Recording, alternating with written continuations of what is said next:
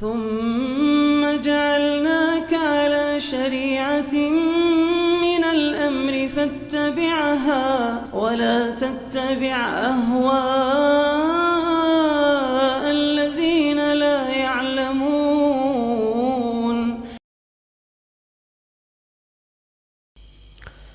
Apakah memang dibolehkan untuk mengebom atau meledakkan gereja? Maka jawabannya tentunya tegas di dalam syariat ini, bahwa itu adalah perbuatan yang diharamkan, hal yang tidak ada asal usulnya di dalam syariat ini. Kerusakan dari perbuatan itu, sudut keharamannya dari banyak sisi. Sisi yang pertama, itu adalah perbuatan yang zalim, perbuatan kezaliman. Dan telah saya terangkan tentang haramnya berbuat zalim kepada siapapun, termasuk kepada non-muslim. Kemudian sisi yang kedua, perbuatan tersebut adalah perbuatan khianat. Adalah perbuatan khianat. Iya.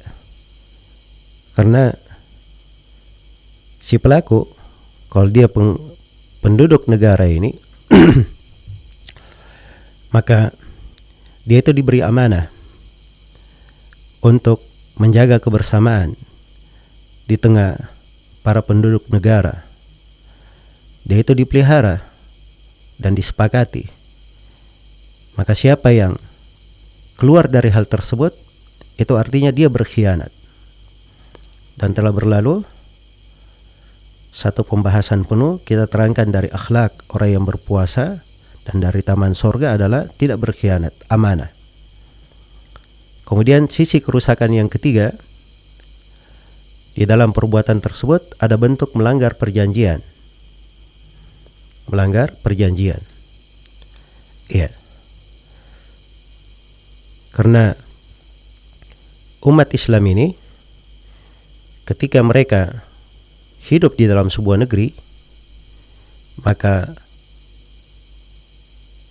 kafir yang berada di negeri tersebut, yang juga dilindungi oleh negara, taat dan patuh kepada peraturan negara, itu disebut sebagai kafir dhimmi. Dan kafir dhimmi itu tidak boleh untuk diganggu. Iya, tidak boleh untuk diganggu. Rasulullah SAW tegas dalam sebuah hadits yang diriwayatkan oleh Al-Bukhari dan Muslim. Beliau berkata, "Dhimmatul muslimina wahidah.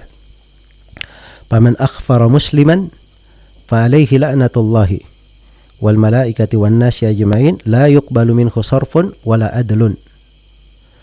Rasulullah sallallahu alaihi wasallam bersabda, dhimmah, tanggung jawab atau perjanjian kaum muslimin adalah satu. Barang siapa yang membatalkan perjanjian seorang muslim, laknat Allah, para malaikat dan seluruh manusia akan ditimpakan di atasnya dan tidak diterima darinya sedikit pun. Diriwayatkan oleh Al-Bukhari dari Abdullah bin Amr bin As, Rasulullah sallallahu alaihi wasallam bersabda, "Wa man qatala mu'ahadan lam yarah raihatal jannah." Siapa yang membunuh kafir mu'ahad, maka dia tidak akan mencium baunya surga. Iya. Maka harus diketahui bahwa Islam ini adalah agama yang mulia, mendidik kita untuk berlaku adil, tidak berbuat zalim, amanah, tidak berkhianat, menepati janji dan tidak melanggar dari perjanjian tersebut. Maka ini 3 jenis kerusakan. Kerusakan yang keempat, meledakkan tempat-tempat ibadah meledakkan tempat-tempat ibadah non-muslim, mengganggunya, itu adalah hal yang diharamkan di dalam agama kita. Iya. Siapa yang melakukannya berarti dia menentang Allah dan Rasulnya. Rasulullah SAW melarang untuk mengganggu rahib-rahib yang berada di tempat ibadahnya, pendeta-pendeta yang berada di gerejanya. Beliau juga tidak membolehkan pada saat peperangan membunuh para buruh, orang-orang, para pekerja, para petani. Kenapa? Karena mereka tidak ada andil di dalam peperangan. Ini di kondisi perang, bukan di kondisi aman. Di kondisi perang saja Nabi SAW mengharamkan hal tersebut, apalagi di kondisi aman. Kemudian sudut yang kelima dari bahaya perbuatan ini, bahwa di dalam hal tersebut dia keluar dari jamaah kaum muslimin. Umat Islam ini apabila dia bersama di bawah pimpinan negara, maka itu artinya mereka berjamaah. Dan siapa yang keluar dari jamaah, dari kebersamaan kaum muslimin, tidak mengikuti jalan mereka, maka itu diancam dengan ancaman yang berat. Allah Subhanahu wa taala berfirman, "Wa may yushaqiqir rasula min ba'di ma tabayyana lahul huda wa yattabi' ghayra sabilil mu'minin nuwallihi ma tawalla wa nuslihi jahannam wa sa'at masira." Barang siapa yang durhaka kepada Rasul setelah tampak jelas baginya petunjuk dan tidak mengikuti jalan kaum mukminin, ini keluar dari jamaah, maka kami akan biarkan dia larut di dalam kesesatannya dan kami akan memasukkannya ke dalam neraka. Dan neraka itu adalah sejelek-jelek tempat kembali. Dan Rasulullah SAW bersabda, "Man kharaja minat ta'a wa farakal jama'ah mata mitatan jahiliyah." Barang siapa yang keluar dari ketaatan kepada pemimpin dan berpisah dengan jamaah, maka kalau dia mati, matinya adalah mati jahiliyah. Matinya adalah mati jahiliyah. Kemudian sudut yang kelima atau sudut yang keenam dari haramnya perbuatan meledakkan tempat-tempat ibadah ini, terdapat di dalamnya pembangkang dan penghinaan terhadap pemerintah. Dan itu adalah hal yang diharamkan. Karena kita umat Islam itu pada saat terjadi apapun, Rasulullah SAW bersabda, "Talzam jama'atal muslimin wa imamahum." Kamu bersama jemaah kaum muslimin dan imam mereka, pemimpin mereka. Karena itu Nabi SAW bersabda, "Man kariha min amirihi syai'an falyasbir, fa innahu man kharaja minas sultani shibran mata mitatan jahiliyah." Siapa yang tidak suka dari pemimpinnya sesuatu, hendaknya dia bersabar. Siapa yang keluar dari kepemimpinan, keluar dari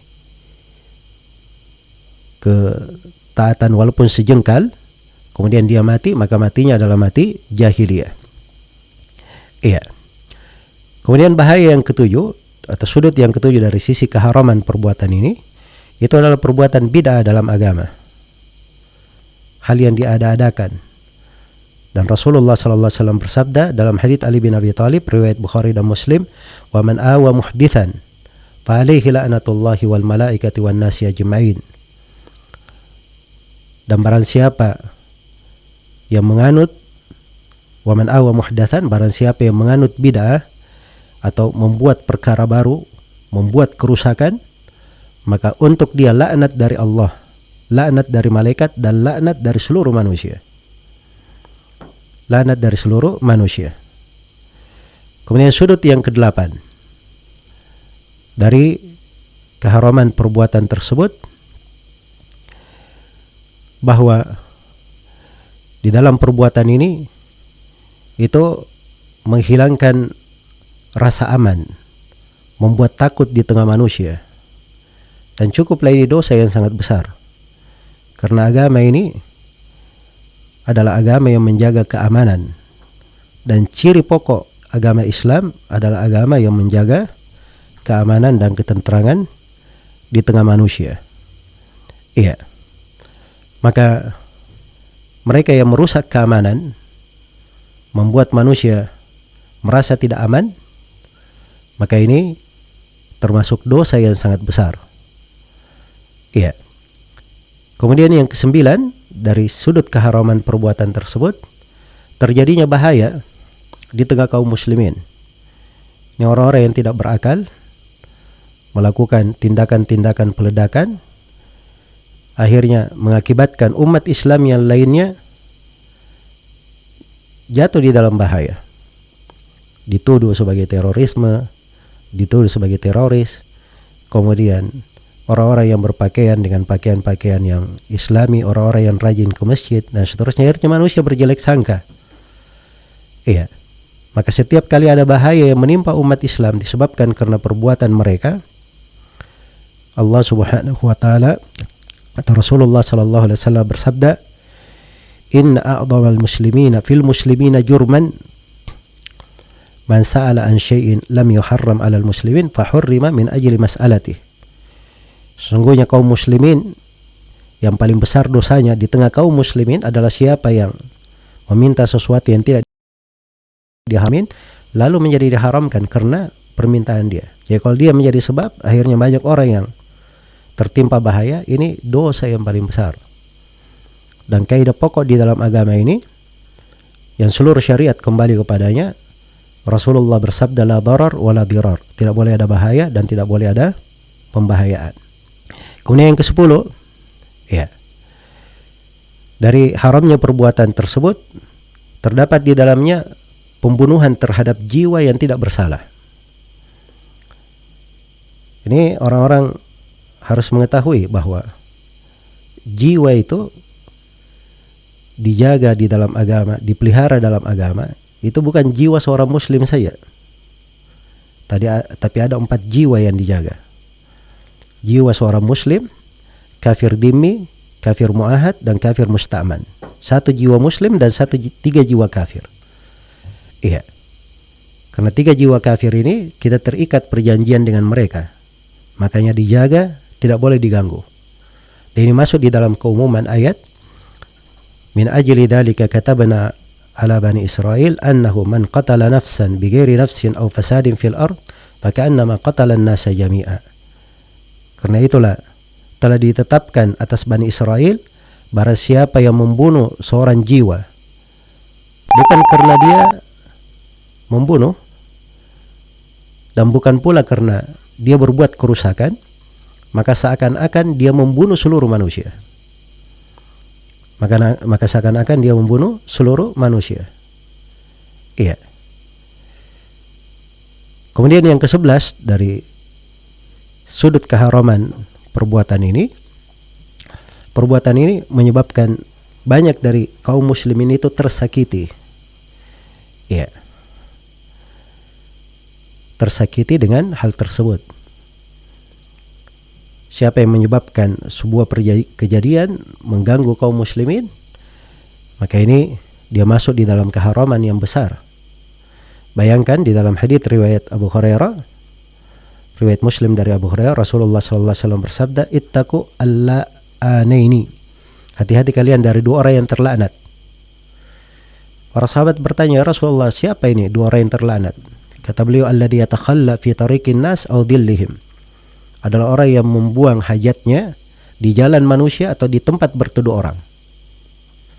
Jadi ini saja mengganggu orang dengan dia buang hajat di tengah jalan atau di tempat berteduhnya manusia, dianggap sebagai orang yang terlaknat.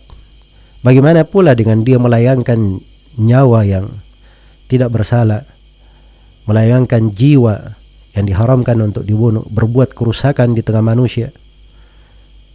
Iya. Maka ini masuk di dalam hal yang diharamkan.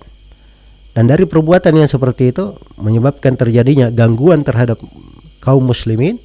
Allah telah berfirman, "Walladzina yu'dzunal mu'minina wal mu'minati bighairi maktasabu faqad ihtamalu buhtanan wa itsman mubina." Orang-orang yang mengganggu kaum muslimin, kaum mukminin dan mukminat tanpa dosa yang dia lakukan, maka dia telah menyandang sebuah kedustaan dan dosa yang sangat besar. Maka ini 11 sudut dari pandangan syariat haramnya untuk meledakkan tempat-tempat ibadah, mengebom dari tempat-tempat ibadah non-muslim. Iya.